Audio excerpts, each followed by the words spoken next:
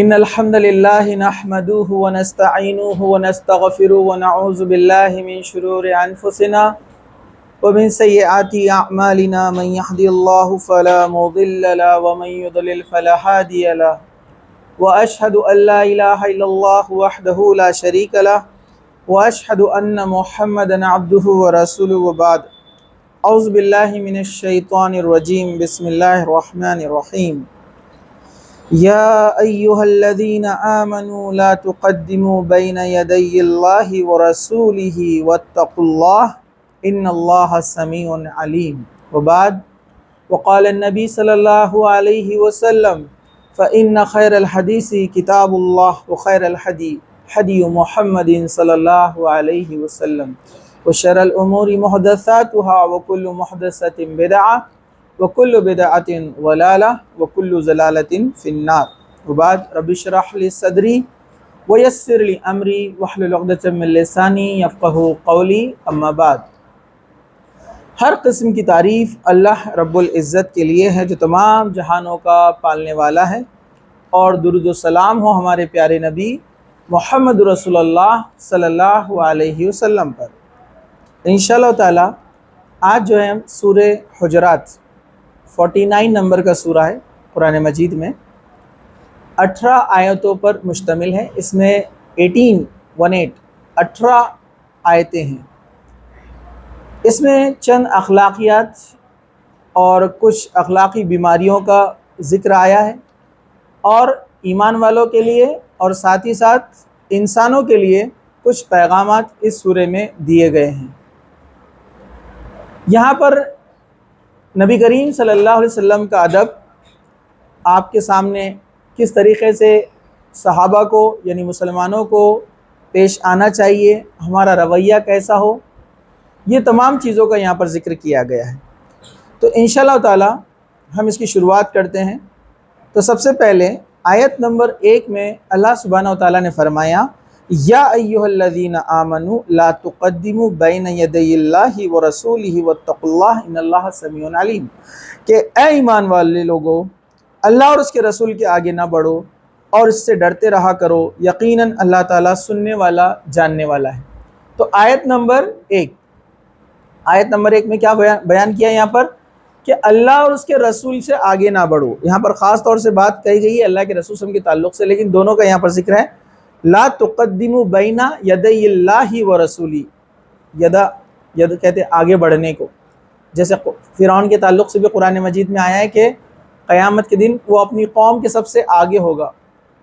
وہاں پر بھی یقدموا کا لفظ استعمال کیا گیا کہ وہ سب سے آگے رہے گا، اس کی قوم اس کے پیچھے رہیں گی، وہ جہنم میں جائیں گا، قوم اس کے پیچھے جائیں گی، مطلب آگے بڑھنے کو کہتے ہیں، ٹھیک ہے۔ تو یہاں پر کہا گیا ہے کہ اللہ اور اس کے رسول کے آگے نہ بڑھو۔ یہاں آگے نہ بڑھو سے اس سے مراد کیا ہے، اس کا میننگ کیا ہے؟ اس کا میننگ یہ ہے کہ قرآن میں اور حدیث میں جو احکامات آتے ہیں، جو آرڈرز آتے ہیں، ڈوز اینڈ ڈونٹس، اس میں آپ اپنی مرضی، اپنی رائے، اپنی سوچ نہیں ڈال سکتے کہ مجھے ایسا لگتا ہے۔ اسی طرح اس میں جب آپ کو اللہ اور اس کے رسول کا کوئی حکم آ جائے تو آپ اس میں یہ نہیں کہہ سکتے ہم نے ہمارے باپ داداؤں کو اسی پہ پایا ہے، ہمارے بڑے تو یہ بولتے ہیں، ہمارے باپ دادا یہ بولتے ہیں، ہمارے ابا یہ بولتے ہیں، ہمارے امام صاحب یہ بولتے ہیں، ہم فلاں مسلک کے اس میں تو یہ لکھا ہوا ہے، مسجد کے صدر صاحب یہ بولتے ہیں۔ آج کل تو معاملہ ایسا ہے کہ مسجد کے امام صاحب حق بات جانتے ہوئے بھی نہیں کہہ پاتے، کیوں؟ صدر صاحب کو پسند نہیں ہے۔ یہ معاملات ہے، ماحول اس طرح سے چل رہا ہے۔ ریالٹی پتہ ہے، قرآن پتہ ہے، حدیث پتہ ہے، لیکن ہم کسی کے دباؤ میں آ کر کام کر رہے ہیں، یا کچھ اپنی خواہشوں کے غلام بن گئے، یعنی اس کو بولتے ہیں اپنے نفس کے غلام بن جانا، کہ دل نہیں بول رہا ہمارا، ہم نہیں مانتے اس کو، ٹھیک ہے، عقل میں نہیں بیٹھ رہی بات۔ تو یہ تمام چیزیں کیا ہیں؟ مفسرین نے لکھا یہ ہے اللہ اور اس کے رسول سے آگے بڑھنا، یہ تمام چیزیں اس میں شامل ہے۔ تو اللہ تعالیٰ نے کہا کہ اللہ اور اس کے رسول سے آگے نہ بڑھو، یا ایھا الذین آمنو۔ مفسرین نے لکھا جب بھی قرآن میں آتا ہے یا ایھا الذین آمنو، تو یہ آیت کس کے لیے ہے؟ اے وہ لوگوں جو ایمان لائے ہو۔ اس کا مطلب ایمان والوں پر ان چیزوں پر عمل کرنا فرض ہے، مفسرین نے لکھا ہے، اور اگر کوئی ان پر عمل نہیں کرتا ہے تو مطلب وہ ایمان میں داخل نہیں ہوا، وہ ایمان کے درجے کو نہیں پہنچا۔ تو یہاں پر یہی بات کہی، ان اللہ سمیع علیم، اور اللہ تعالیٰ سمیع ہے، سنتا ہے، اور علیم، ہر چیز کا علم ہے اس کو۔ مطلب کچھ لوگ رہتے نا اپنی عقلیں لڑاتے ہیں، ہیلے بہانے بناتے ہیں، اور ایسا سوچتے ہیں کہ وہ اپنی بات رکھ کر جیت گئے۔ اللہ کو علم ہے آپ کیا سوچ رہے ہیں اور کیا بول رہے ہیں اور کیا آپ کرنا چاہ رہے ہیں، آپ کے ارادے کیا ہیں۔ تو یہاں پر پہلا پیغام، پہلا میسج، اللہ اور اس کے رسول کے آگے نہ بڑھو۔ جب قرآن اور حدیث کی کوئی بات آ جائے، سر تسلیم، مطلب فوراً جھک جانا ہے، مان لینا ہے۔ چلیے آیت نمبر 2، یا ایھا الذین آمنوا لا ترفعوا اصواتکم فوق صوت النبی ولا تجہروا لہ بالقول کجہر بعضکم لبعض ان تحبط اعمالکم وانتم لا تشعرون۔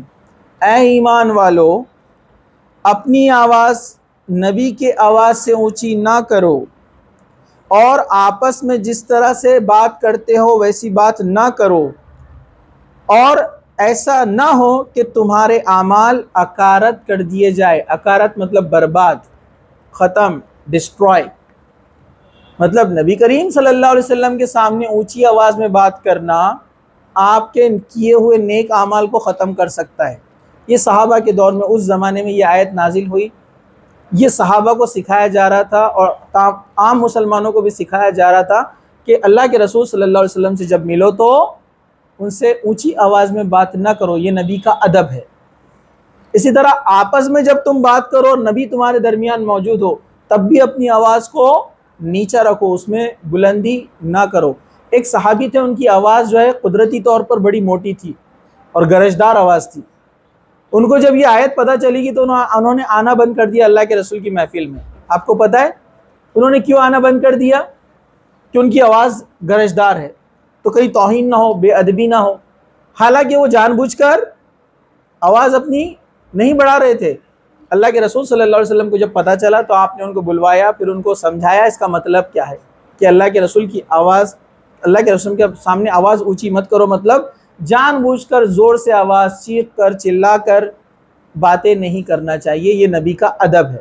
اور آپس میں بھی نبی کے سامنے اس طرح سے بات نہیں کرنا چاہیے، یہ ادب اور اخلاق یہاں پر سکھایا گیا ہے۔ ٹھیک ہے، چلیے، ویسے چیخ کے بات کرنا درست بھی نہیں ہے۔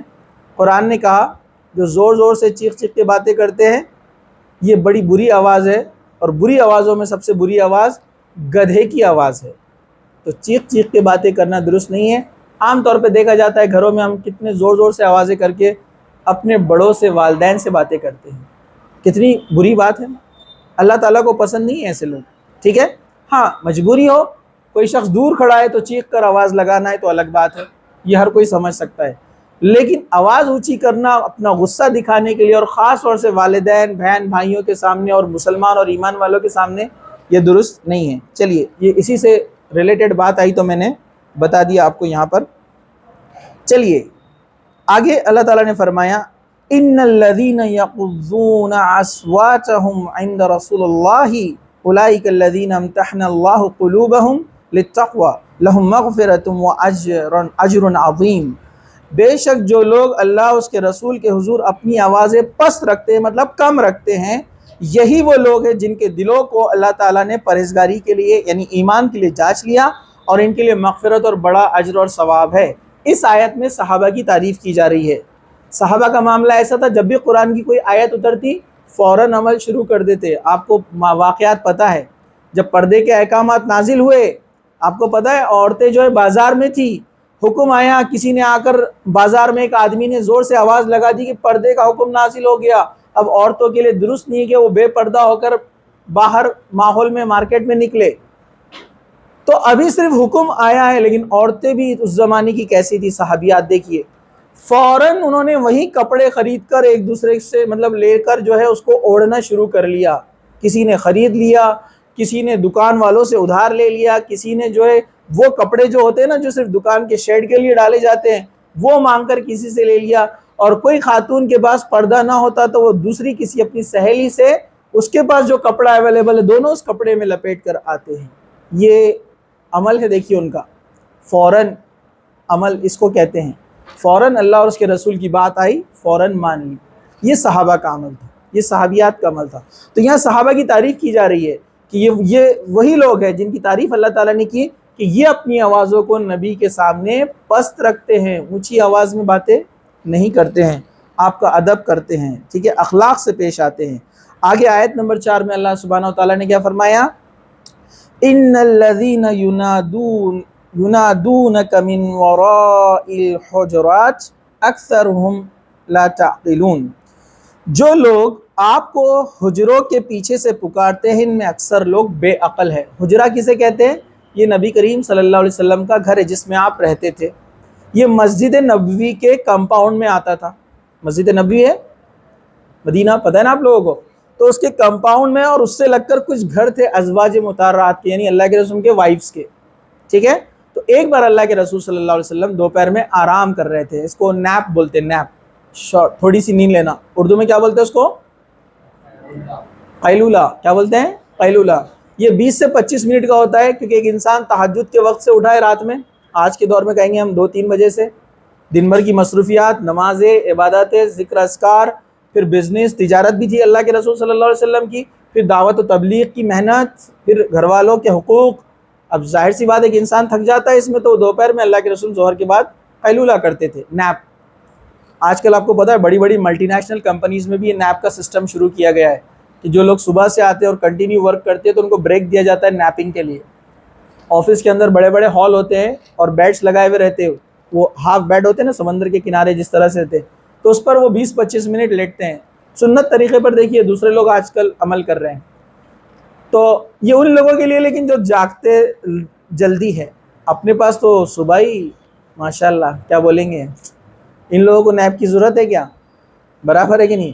اور اپنا نیپ نہیں رہتا، کچھ تو بھی نیا رہتا اور نیپا رہتا کچھ تو بھی ہے نا. جو ظہر میں جاتے خیلولہ کرنے، ہمارے ایک دوست بولتے ہیں یہ اپنے پاس خیلولہ نہیں ہوتا، خیر اللہ ہوتا. بولے جو ظہر میں پڑھتے تو سیدھا عصر میں اٹھتے، وہ بھی عصر میں ملی تو ملی جماعت ہے نا. نہیں، آپ دیکھیے سائنٹیفکلی بھی ہے، آپ 20 منٹ 25 منٹ لیٹ کر سونا نہیں، آنکھیں بند کر کے ریسٹ کرنا، پوری باڈی کو انرجی مل جاتی ہے، توانائی پھر سے آ جاتی ہے پوری. تو اللہ کے رسول آرام کر رہے تھے. اب بنو تمیم کے کچھ لوگ آئے جو ابھی نئے نئے ایمان لائے تھے، گاؤں کے آئے تھے، بدو کہا جاتا ہے ان کو، اعرابی لوگ تھے، چیخنے لگے یا محمد یا محمد. تو اس پر یہ آیت نازل ہوئی کہ اس طرح سے نبی کریم صلی اللہ علیہ وسلم کو تم آواز نہ لگایا کرو. آگے کہا وَلَوْ أَنَّهُمْ صَبَرُوا حَتَّى تَخْرُجَ إِلَيْهِمْ لَكَانَ خَيْرًا لَهُمْ وَاللَّهُ غَفُورٌ رَحِيمٌ.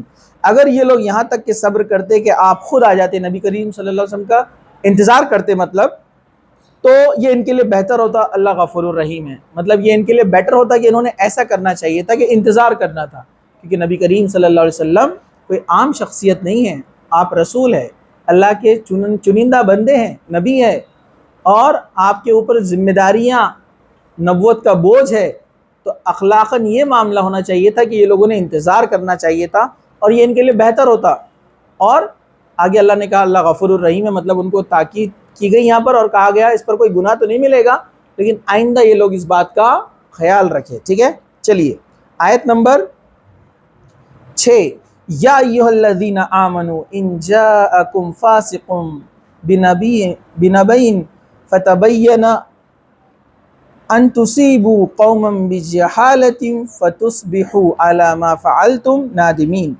اے مسلمانوں، اگر تمہیں کوئی فاسق خبر دے تو تم اس کی اچھی طرح سے تحقیق کر لیا کرو، ایسا نہ ہو کہ نادانی میں کسی قوم کو تم تکلیف پہنچا دو اور پھر پریشانی اٹھاؤ.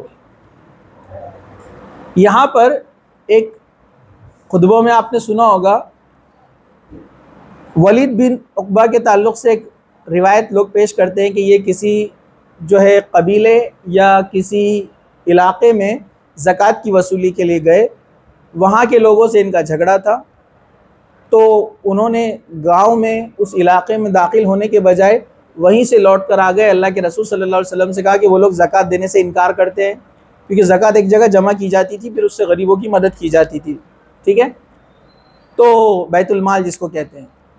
تو انہوں نے جھوٹ موٹ میں کہہ دیا، تو اللہ کے رسول صلی اللہ علیہ وسلم نے جنگ کی تیاری کی کہ جس نے زکوٰۃ سے منع کیا ہم ان سے جنگ کریں گے، پھر بعد میں پتہ چلا کہ وہ خبر صحیح نہیں تھی۔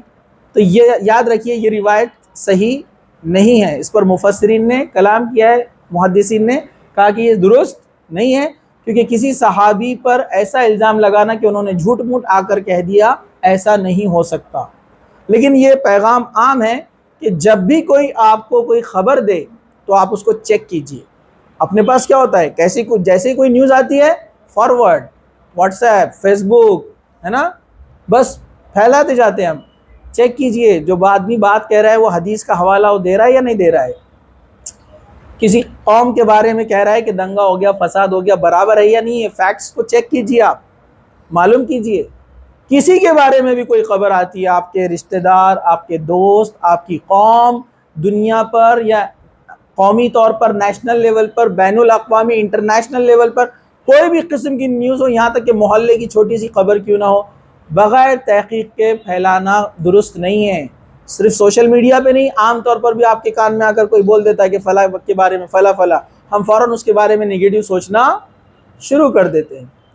تو اسلام نے، قرآن نے بہترین فارمولا دیا، چیک کرو، جب کوئی نیوز لائے تو چیک کرو۔ ایسا نہ ہو کہ تم غلطی میں کچھ بات کہو اور اس کو پھیلاؤ اور دوسری قوم کو نقصان پہنچا دو۔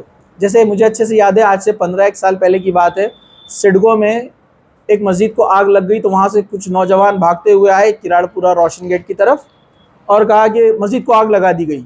تو یہاں کے بھی نوجوان تیار ہو گئے، سب لکڑیاں وکڑیاں لے کر، ہتھیار لے کر چلے اس طرف، سڈگو کی طرف۔ بعد میں پتہ چلا کچھ نہیں ہوا تھا، ایک آدمی بیڑی پیتے بیٹھا تھا، اس نے پھینکا سگریٹ اور وہ ٹٹر، مسجد پرانی تھی، ٹٹر جو بانس کا ہوتا ہے نا، لکڑی کا، اس میں گر گئی اور اس سے آگ لگ گئی۔ ایسا ہوتا ہے دیکھیے، تو چیک کرنا چاہیے۔ قرآن بہترین آپ کو فارمولا بتا رہا ہے، کوئی بھی نیوز آئے تو پہلے چیک کرو، ٹھیک ہے؟ چلیے، ورنہ ہم کسی قوم کو نقصان پہنچا دیں گے اور بعد میں ہم خود پریشانی اٹھائیں گے، ٹھیک ہے؟ آگے آیت نمبر 7،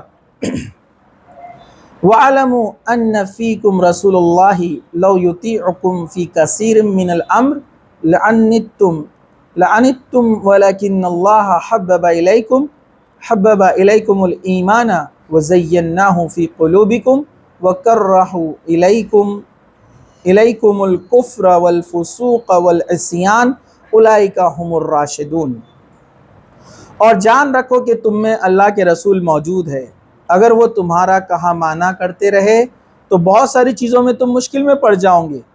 اللہ تعالیٰ نے ایمان کو تمہارے دلوں میں زینت دے رکھی ہے اور کفر کو، گناہ کو اور نافرمانی کو تمہاری نگاہوں میں ناپسندیدہ بنایا ہے، یہی لوگ رائے یافتہ ہیں۔ غور سے سنیے، ٹھیک ہے؟ کبھی عربی پڑھتے ٹائم زیر زبر میں غلطی ہوتی ہے، میں بتایا آنکھوں کا بھی تھوڑا پرابلم، وہ بتانا ہو رہا ہی نہیں، ٹائم ہی نہیں مل رہا ہے، لیکن آپ غور کرنا اردو میں بھی غلطی ہوتی ہے، کیونکہ ایک صاحب نے ایک چھوٹا سا میرا درس سننے کے بعد انہوں نے ایک ویڈیو بنا کے ڈالے کہ یہ جناب جو ہے فلاں جگہ غلطی کر دیے ہیں، فلاں جگہ، یہ کون صاحب ہے پتہ نہیں ہے، ویسے حالانکہ جو بول رہے ہیں نا وہ مجھے بچپن سے جانتے ہیں، لیکن لوگوں کا انداز الگ رہتا ہے، یہ فلاں صاحب کون ہے، فلاں تھوڑا اپنی اہمیت بتانے کے لیے۔ تو یاد رکھیے یہ کبھی کبھار ہوتا ہے، غلطی ہو جاتی ہے انسان سے، کبھی روانی میں پڑھنے میں، کبھی جو ہے یہ جو ہے آنکھوں کے مسئلے کی وجہ سے کبھی کبھار یہ چیزیں ہوتی ہے، اور کبھی کبھار ان انٹینشنلی بھی غلطی ہو، جان بوجھ کر تو کوئی غلطی کرتا نہیں ہے، تو اس میں آپ تھوڑا سا دھیان رکھیں اس بات کو، ٹھیک ہے؟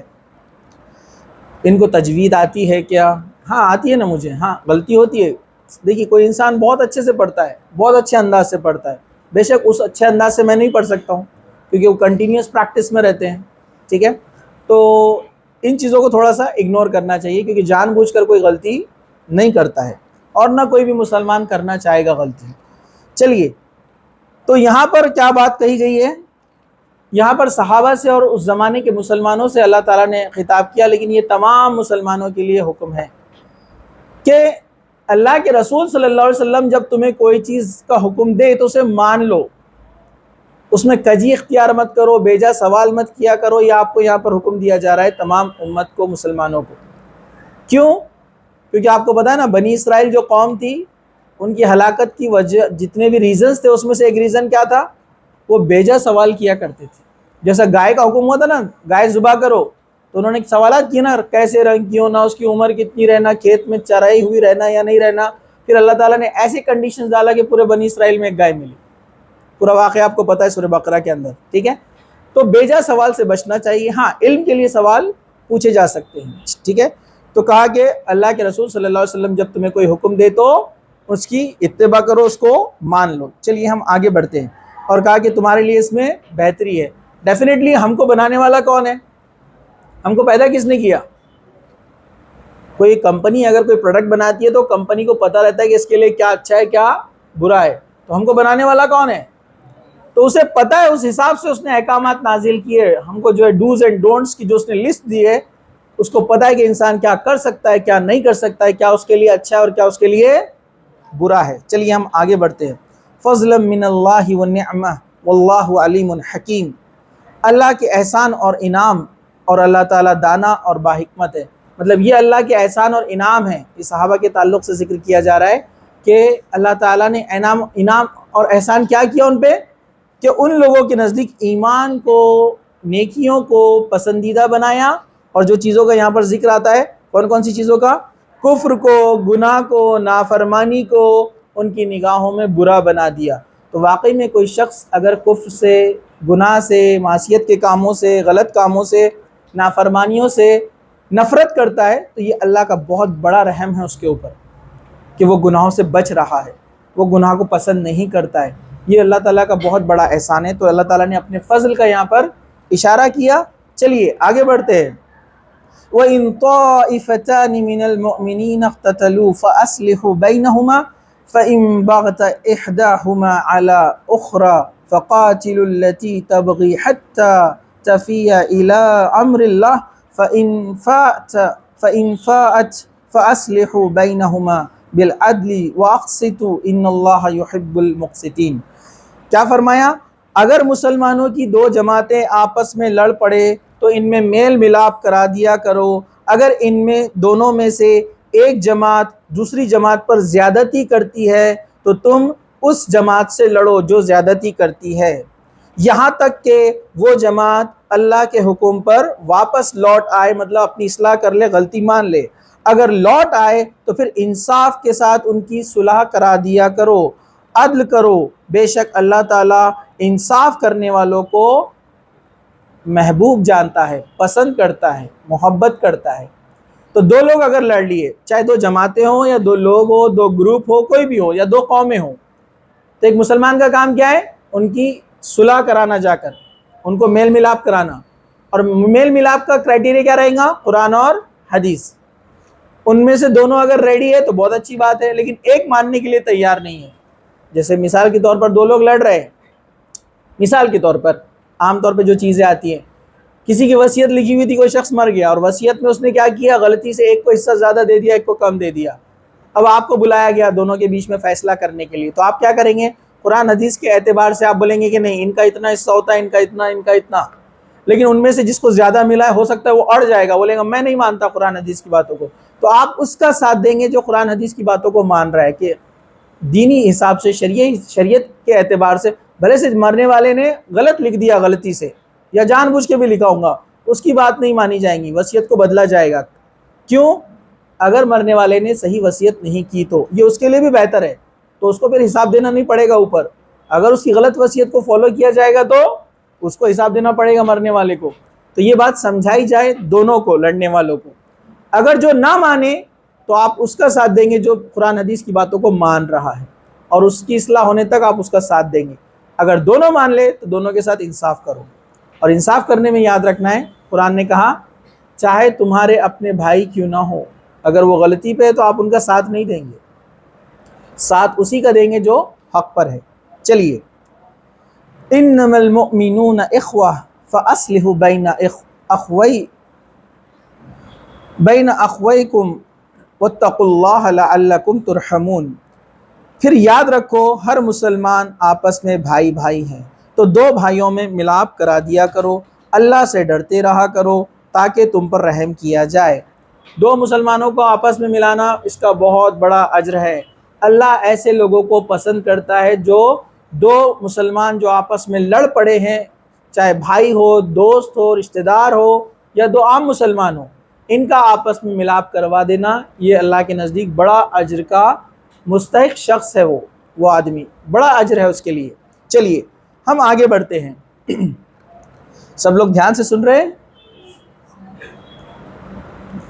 چلیے، یا ایھا الذین آمنوا لا یسخر قوم من قوم عسى ان یکونوا خیرا منہم ولا نساء من نساء عسى ان یکن خیرا منہن ولا تلمزوا انفسکم ولا تنابزوا بالالقاب بئس الاسم الفسوق بعد الایمان وَمَن لَّمْ يَتُبْ فَأُولَٰئِكَ هُمُ الظَّالِمُونَ۔ کیا فرمایا اللہ تعالیٰ نے؟ غور کرنے والی اور دھیان سے سننے والی آیت ہے، سبھی لوگ ٹھیک ہے؟ سیکنڈ لاسٹ بینچ تو سب کے لیے بہت غور سے سننے والی یہ آیت ہے۔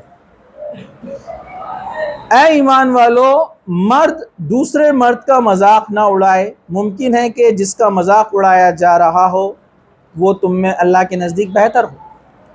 عورتیں دوسری عورتوں کا مذاق نہ اڑائے، ممکن ہے کہ جس کا مذاق اڑایا جا رہا ہو اللہ کے نزدیک وہ بہتر ہو۔ آپس میں عیب نہ ٹٹولو، عیب نقص، ایررز، فالٹس نہ ڈھونڈو، اور نہ کسی کو برے لقب دو، بیڈ نیمز سے نہیں پکارنا کسی کو۔ ایمان کے بعد فسق مطلب گمراہی کے لیے بھی ہوتا ہے، ریبیل کے لیے بھی ہوتا ہے، بغاوت کے لیے بھی ہوتا ہے لفظ استعمال۔ کہا کہ ایمان کے بعد نافرمانی یہ برا نام ہے، اور جو توبہ نہ کرے وہی ظالم لوگ ہیں۔ کیا کہا؟ کوئی مرد کسی مرد کا مذاق نہ اڑائے، کوئی عورت کسی عورت کا مذاق نہ اڑائے۔ اس میں بہت اچھی حکمت والی بات مفسرین بتاتے ہیں، اللہ نے کہا مرد مرد کا مذاق نہ اڑائے، عورت عورت کا مذاق نہ اڑائے۔ اس سے پتہ چلتا ہے کہ عورت اور مرد کا آپس میں گفتگو ہونے کا سوال ہی نہیں ہوتا ہے، اس لیے ان کے لیے اسپیشل کوئی آرڈر ہی نہیں ہے۔ سوال پیدا ہی نہیں ہوتا ہے کہ ایک نامحرم مرد کسی نامحرم عورت سے بات کرے، مذاق اڑانا تو دور کی بات ہے۔ بہت زبردست ایک نقطہ یہاں پر پوائنٹ علماء بتاتے ہیں، ٹھیک ہے؟ خیر، آ جائیے اپنے اس آیت کی طرف۔ تو کسی کا مذاق نہیں اڑانا، اور انسان مذاق کب اڑاتا ہے؟ جب اپنے آپ کو بہتر اور سامنے والے کو کمتر سمجھتا ہے۔ اللہ کے رسول صلی اللہ علیہ وسلم نے فرمایا، کبر، تکبر یہ ہے کہ انسان اپنے آپ کو بڑا اور سامنے والے کو چھوٹا جانے، اسی کو تکبر کہتے ہیں۔ اور تکبر کرنے والا جس کے دل میں رائی کے دانے کے برابر تکبر ہے وہ جنت میں داخل نہیں ہوگا۔ تو انسان تکبر کیا کرتا ہے؟ دوسرے والے کو نیچا دکھانے کے لیے۔ صحابہ نے کہا کیا اچھے کپڑے پہننا بھی تکبر ہے؟ اچھے جوتے پہننا بھی تکبر ہے؟ اللہ کے رسول صلی اللہ علیہ وسلم نے فرمایا کہ نہیں، اچھے کپڑے پہننا، اچھے جوتے پہننا تکبر نہیں ہے۔ تکبر یہ ہے کہ انسان اپنے آپ کو بڑا جانے، حق کا انکار کرے اور سامنے والے کو نیچا جانے، کہ بھائی میں نے اچھے کپڑے پہنے، تمہارے کپڑے خراب ہے تو تم مجھے ٹچ نہیں کرنا، میرے نزدیک نہیں آنا۔ نماز میں بازو میں نہیں کھڑے رہتے کچھ لوگ، پتہ ہے آپ کو؟ اس وجہ سے ایک صاحب کو میں نے دیکھا، بڑی اونچی پوسٹ پہ تھے، نماز کے لیے کھڑے ہوئے، ابھی کھڑے نہیں ہوتے، ابھی شروعات نہیں کی، بازو میں ایک پیٹرول پمپ پہ کام کرنے والا ان کا بازو آ گیا، میں نے خود دیکھا اپنی آنکھوں سے، تو وہ اس کو اشارے سے بول رہے کہ نہیں تھوڑا سر کو ادھر، کیونکہ اس کے کپڑے خراب تھے۔ یہ تکبر ہے۔ اسی طرح دوسروں کو تانے دینا، برا بھلا کہنا، اس کے پیسوں کی وجہ سے، پیسوں کی کمی کی وجہ سے، اپنے پاس بہت بہترین سواری ہے، بائک، کار، اس کے پاس اتنی بہتر نہیں ہے تو اس کا مذاق بنانا، یہ سب تکبر میں شامل ہے، یاد رکھیے۔ تو تکبر کرنے والا اللہ کو پسند نہیں ہے، وہ شخص جنت میں داخل نہیں ہوگا۔ تو اور عورتوں میں یہ چیزیں زیادہ ہوتی ہیں، اس لیے اللہ تعالیٰ نے خاص طور سے ذکر کیا کہ عورتیں ایک دوسری عورتوں کا مذاق نہ اڑائے، کیونکہ جس کا مذاق اڑایا جا رہا ہے آپ نہیں جانتے کہ وہ اللہ کے کتنے قریب ہے۔ اگر وہ اللہ کا ولی ہوا، مطلب اللہ کا دوست، کیونکہ زیادہ اگر نیک اعمال کرنے والا ہے، اللہ سے ڈرنے والا ہے، اور اللہ کو برا لگا تو ہماری تو نہ دنیا رہیں گی نہ آخرت رہیں گی۔ یہ بات بہت غور سے آپ لوگ یاد رکھیے۔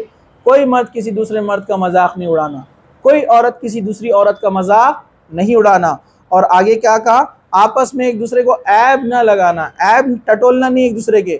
کچھ لوگ رہتے نا دن بھر اس میں لگے رہتے، کون کیا کر رہا، کون کدھر جا رہا، کون کتنے بجے آتا، کتنے بجے جاتا، وہ کتنا پڑھ رہی، وہ کتنا پڑھ رہا، برابر ہے کہ نہیں ہے؟ اس نے کون سے کپڑے لائے، اس نے کون سے جوتے لائے، اس میں کیا بری عادت ہے معلوم کرو والا، بہت ہی پاک صاف دکھ رہا ہو، چیک کرو والا، شراب پیتا کیا، سگریٹ پیتا کیا، تمباکو کھاتا کیا، پھر اس کا مذاق بنا رہے اور اس کی غیبت کر رہے اور سب جگہ پھیلا رہے. اللہ کو یہ پسند نہیں ہے، گناہ ہے غیبت، ایپ ٹٹولنا، ٹھیک ہے. اور نہ کسی کو برے لقب دو. برے لقب یہ تو بہت کامن ہے اپنے اندر، ہے نا. کس کو کچھ بھی بولتے، اے کالو، لنگڑے، نپا، ہے نا، کھیبڑا اور گڈا، سکا، یہ برے القاب ہے نا. ہاں کسی کا اگر وہ لقب مشہور ہو گیا، مطلب محلے میں مشہور ہے کالو بھائی، اب بچپن سے ان کو سب کالو بھائی بولتے ہیں اور ان کو برا بھی نہیں لگتا. کالو بھائی بولے تو نا ہنستے ہو نا، مطلب ان کو برا نہیں لگتا. وہ الگ بات ہے کہ فیمس ہو گئے، لیکن اس سے اس کو چڑ آتی ہے اگر انسان کو، اور آپ اس نام سے اس کو پکارتے ہیں تو یہ نام بہت اللہ کے نزدیک بہت بری چیز ہے. برے لقب دینے والے غلط بات، اللہ تعالیٰ پسند نہیں کرتا ایسے لوگوں کو. تو بیڈ نیمز کسی کو دینا یہ صحیح نہیں ہے. چلیے، اور ایمان کے بعد فسق یہ برا نام ہے، مطلب ایمان لانے کے بعد ایسی حرکتیں کرنا، ایسے برے نام سے کسی کو پکارنا یہ درست نہیں ہے. اور جو توبہ نہ کرے وہ ظالم لوگ ہیں. اللہ تعالیٰ نے کہا جو توبہ نہیں کرے گا ان گناہوں سے، ایپ ٹٹولنا، مذاق اڑانا، ہے نا، برے نام سے پکارنا اور برے لقب دینا، جو ان چیزوں سے بچے گا نہیں نا تو وہ اپنے اوپر ظلم کر رہا ہے. مطلب جہنم میں اس کو ڈالا جائے گا قیامت کے دن. تو اللہ تعالیٰ جب اس کو جہنم میں ڈالے گا تو وہ پوچھے گا نا، تو اللہ تعالیٰ کہے گا یہ تو نے خود اپنے اوپر ظلم کیا ہے، دنیا میں یہ چیزیں کرتا تھا جس سے منع کیا گیا تھا، اب آج اس کی سزا ہے.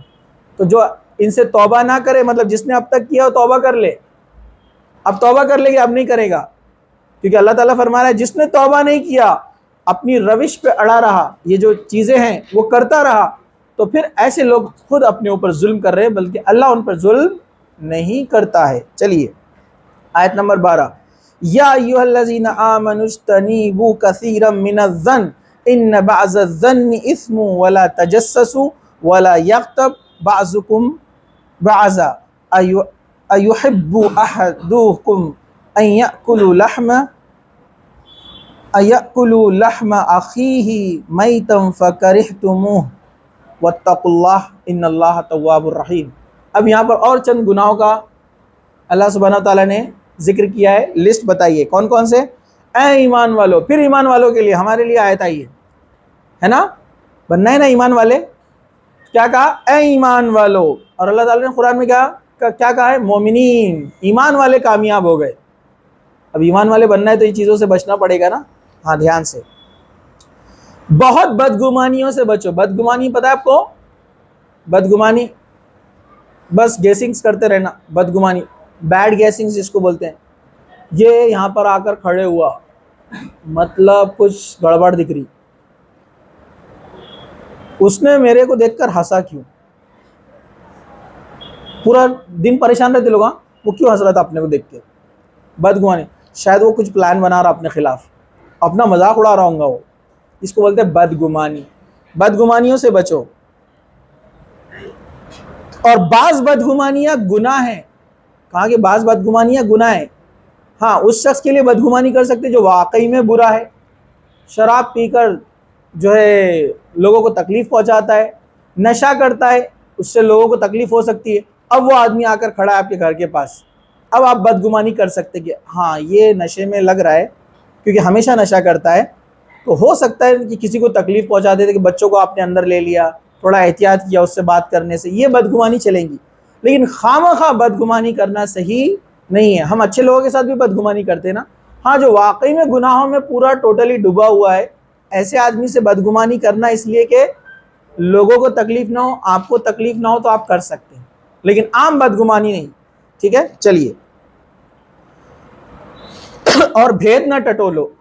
بھید، ہر چیز میں کھوج لگی ہوئی رہتی ہے اپنے کو، خاص طور سے گھروں میں اور محلوں میں. آپ دیکھیے، آپ ایک جگہ لگا ہوا تھا، ایک جوک تھا، کیمرہ ان امریکہ. تو امریکہ میں کیمرے بڑا ایک دم ایچ ڈی کوالٹی کا کیمرہ لگا ہوا. ایک جگہ لکھا تھا کیمرہ ان چائنا، چھوٹے چھوٹے کیمرے لگے ہوئے ہائی کوالٹی کے. ایک جگہ لکھا کیمرہ ان جاپان، تو ایسے ایک ہی اس میں 360 ڈگری میں کیمرہ گھوم رہا. نیچے آیا تھا کیمرہ ان انڈیا، 4-5 عورتیں ایسے کھڑکی میں کھڑی ہوئی ہیں. برابر ہے کہ نہیں ہے؟ ہاں تو یہ ہمارے پاس کھوج بہت چلتی ہے.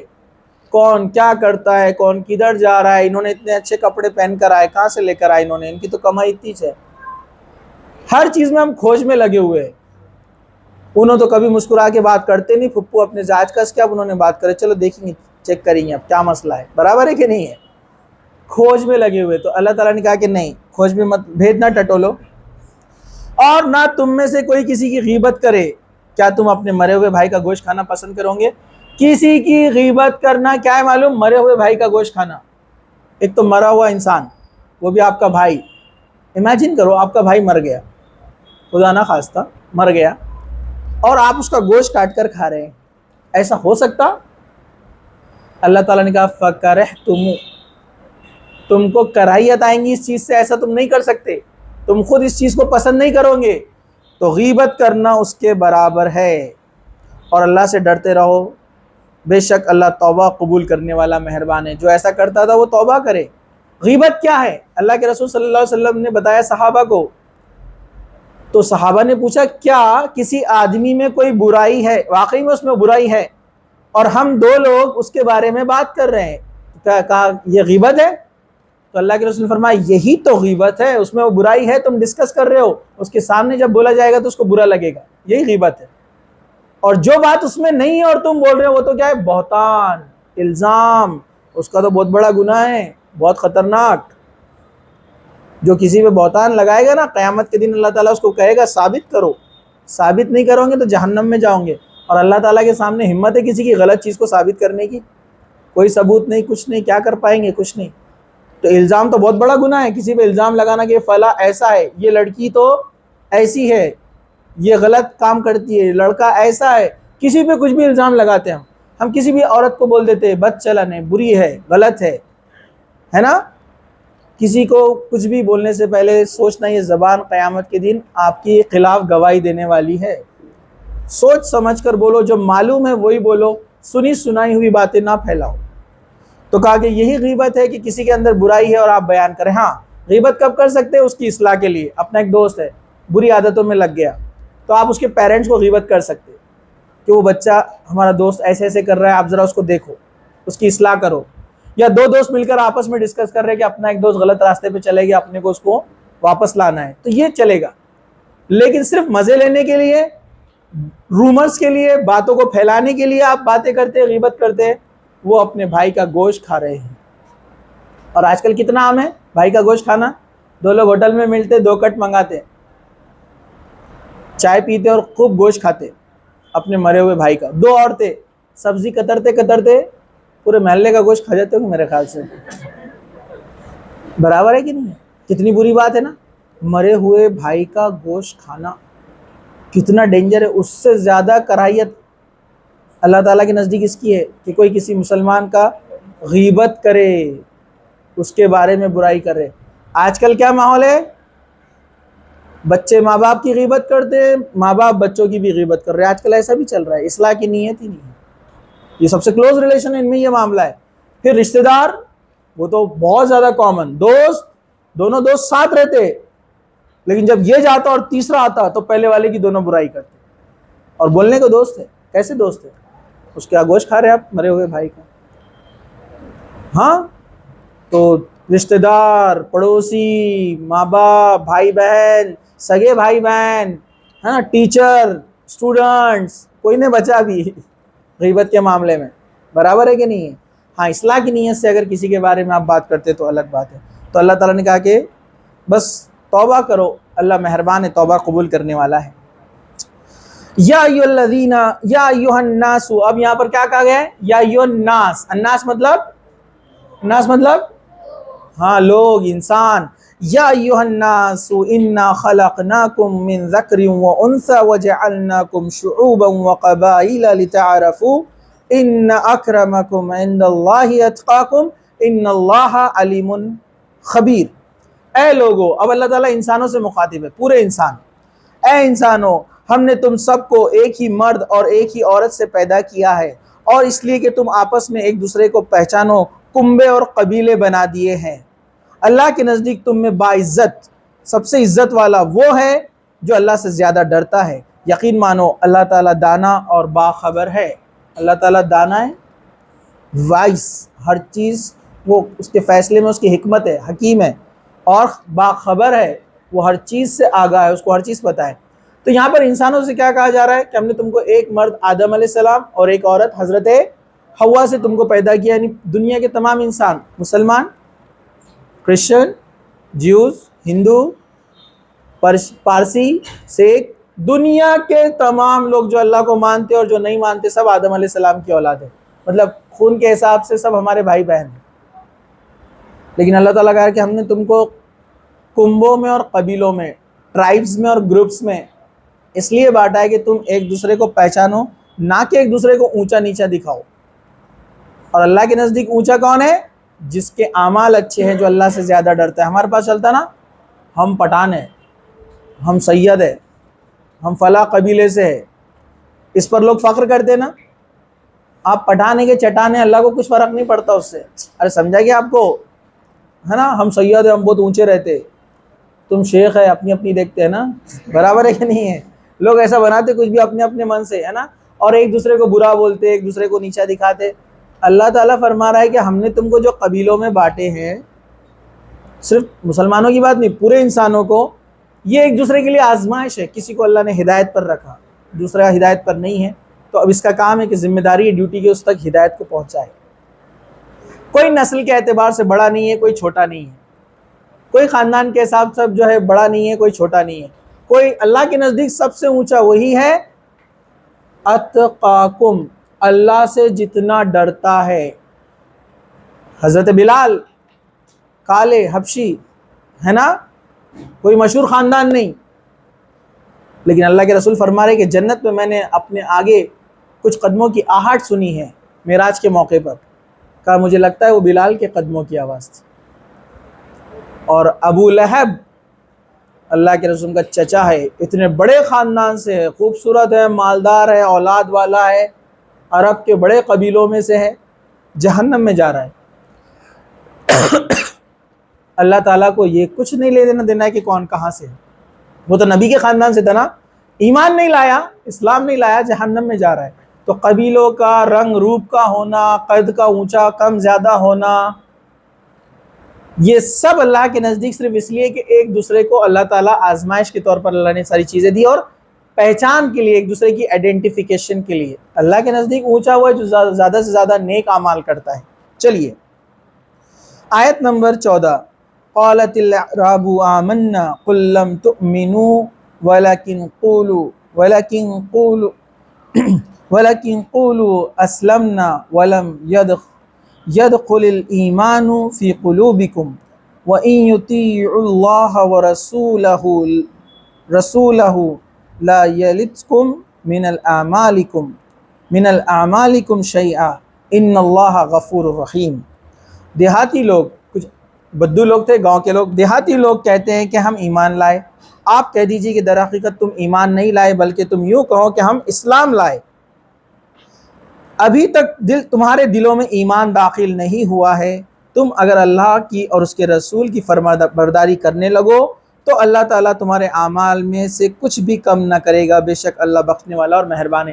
یہ آیت ان کچھ عرب لوگوں کے لیے نازل ہوئی تھی جو نئے نئے اسلام میں داخل ہوئے تھے، ابھی مسلمان ہوئے تھے، اور یہ بولنے لگے اللہ کے رسول کے پاس آ کر بار بار کہتے تھے کہ ہم ایمان لے کر آئے، ہم نے آپ کی بڑی مدد کی، ہم نے اسلام کے لیے قربانیاں دی۔ تو اللہ تعالیٰ نے حکم نازل کیا کہ نہیں، اتنا بڑے دعوے ابھی مت کرو، تم ابھی اسلام میں آئے ہو۔ اصل قربانی دینے والے کون ہیں؟ ان کو اشارہ دے دیا گیا، صحابہ، جنگ بدر اور دیگر فتح مکہ تک جنہوں نے اسلام کے لیے سب کچھ کیا ہے، وہ اصلی لوگ تھے نا، انہوں نے بڑی قربانیاں دی۔ تم لوگ نئے نئے ابھی جو ایمان میں آئے ہو، زیادہ بڑے دعوے مت کرو۔ اس سے پتہ چلتا ہے کہ انسان اسلام پر جتنا عمل کرتا ہے اور کوشش کرتا ہے نیک بننے کی، دعوے زیادہ نہ کرے بلکہ اپنے نیک اعمال کو زیادہ بڑھائے، ٹھیک ہے؟ مطلب اللہ تعالیٰ اس چیز کو پسند نہیں کرتا، تو ان لوگوں کے تعلق سے یہ چیز نازل ہوئی تھی۔ آگے اللہ سبحانہ وتعالیٰ نے فرمایا انما المؤمنون الذين آمنوا بالله ورسوله ثم لم يرتابوا وجاهدوا باموالهم وانفسهم في سبيل الله اولئك هم الصادقون۔ کیا فرمایا اللہ تعالیٰ نے؟ مومن تو وہ ہے جو اللہ اور اس کے رسول پر ایمان لاتے ہیں، پھر شک نہیں کرتے، اور اس کے بعد اپنے مالوں سے اور اپنی جانوں سے جہاد کرتے ہیں، یہی لوگ سچے راست گو لوگ ہیں۔ مطلب اللہ تعالیٰ نے پھر ان لوگوں کو جو نئے نئے مسلمان ہوئے تھے نا ان کو بتایا کہ ایمان والے کون ہوتے ہیں، یہ اللہ کی راہ میں لڑتے ہیں، اپنا مال لگاتے ہیں، اپنی جان لگاتے ہیں، اللہ اس کے رسول کی ہر بات کو مانتے ہیں اور کوئی شک نہیں کرتے، کوئی ڈاؤٹ نہیں کرتے. ٹھیک ہے. تو کچھ مفسرین نے کہا کہ یہ آیت ان لوگوں کے لیے تھی جو منافق تھے، جو ہے بنو اسد وغیرہ کے قبیلے سے تعلق رکھتے تھے. یہ فتح القدیر میں لکھا گیا ہے، لیکن امام ابن کثیر بولتے ہیں کہ نہیں، یہ آیت عام ہے، یہ ان سب لوگوں کے لیے جو نئے نئے بھی ایمان میں داخل ہوئے اور اپنے آپ کو صحابہ سے کمپیئر کرنے لگے جو پہلے ایمان لے کر آ گئے تھے، جبکہ ان کی قربانیاں بھی ویسی نہیں تھی. تو ان کو اس لیے روکا گیا کہ نہیں، ابھی آپ کوششیں کیجئے، نیک اعمال کیجئے، اتنے بڑے دعوے ابھی مت کیجئے. قل اتعلمون اللہ بدینکم واللہ یعلم ما فی السماوات وما فی الارض واللہ بکل شیء علیم. کہہ دیجئے کہ کیا تم اللہ تعالیٰ کو اپنی دینداری سے آگاہ کر رہے ہو، اور ہر چیز جو آسمان میں زمین میں ہے اللہ بخوبی اسے جانتا ہے اور ہر چیز کا جاننے والا ہے. مطلب اللہ تعالیٰ فرما رہا ہے کہ تم دعوے مت کرو، پروف مت کرو کہ آپ ایسے ہیں، آپ ویسے ہیں، اللہ کو سب معلوم کہ کون کیسا ہے. چلیے آیت نمبر 17. یمنون علیک ان اسلموا قل لا تمنوا علی اسلامکم بل اللہ یمن علیکم ان ہداکم للایمان ان کنتم صادقین. اپنے مسلمان ہونے کا آپ پر احسان جتلاتے ہیں. کہہ دیجئے کہ اپنے مسلمان ہونے کا احسان نہ جتلاؤ، دراصل اللہ کا تم پر احسان ہے کہ اس نے تمہیں ایمان کی ہدایت دی. تو یہ عام حکم ہے سب کے لیے کہ کوئی اسلام لے کر آتا ہے تو یہ بات کو جتائے نا کہ میں ایمان لایا، میں مسلمان ہو گیا، میں نے یہ کیا، میں نے وہ کیا. اللہ کو سب معلوم ہے کہ کون کیا کرتا ہے، بلکہ انسان یہ سوچے، اللہ تعالیٰ فرمایا کہ اللہ کا احسان ہوا کہ اس نے تم کو مسلمان بنایا، ورنہ تم تو جہنم کا ایندھن بن جاتے نا. تو یہ اللہ کا احسان ہوا کہ اس نے آپ کو ہدایت دی ہے. ان اللہ یعلم غیب السماوات والارض واللہ بصیر بما تعملون. یقین مانو کہ اللہ آسمان اور زمین کی ہر چھپی ہوئی چیز کو جانتا ہے، خوب جانتا ہے. جو کچھ تم کر رہے ہو اللہ اس سے باخبر ہے. تو اللہ تعالیٰ نے کہا کہ انسان جو کچھ کرتا ہے، جو کچھ کہتا ہے، دعوے کرتا ہے، ہر چیز اللہ کے علم میں ہے. ہم جھوٹی باتیں کر کے، جھوٹے دعوے کر کے لوگوں پر اپنا رعب، اپنا اثر، اپنا پوٹینشل ڈال سکتے ہیں. آپ لوگوں کو تھوڑی دیر کے لیے آپ کنونس کر سکتے ہیں، لیکن اصلی حساب تو ادھر ہے نا. تو ادھر اللہ کو سب معلوم ہے کہ کس نے کیا کیا ہے، کون ایمان میں کتنا اونچا ہے اور کتنا نیچا ہے. ٹھیک ہے. تو یہ سورہ حجرات کی 18 آیتیں تھیں، جن میں کچھ پیغامات تھے اخلاقیات کے تعلق سے، کچھ سماجی برائیوں کے تعلق سے، اور ایسے گناہوں کا یہاں ذکر کیا گیا ہے کہ انسان اگر اس سے توبہ نہ کرے تو وہ اپنے اوپر ظلم کرنے والا ہو جائے گا، جہنم میں داخل ہونے والا ہو جائے گا. اللہ تعالیٰ سے دعا ہے کہ اللہ سبحانہ و تعالیٰ ہمیں کہنے سننے سے زیادہ عمل کی توفیق عطا فرمائے، جب تک زندہ رکھے اسلام پر زندہ رکھے، خاتمہ ایمان پر ہو. وآخر دعوانا الحمدللہ رب العالمین. سبحان ربک رب العزت عما یصفون وسلام علی المرسلین والحمدللہ رب العالمین.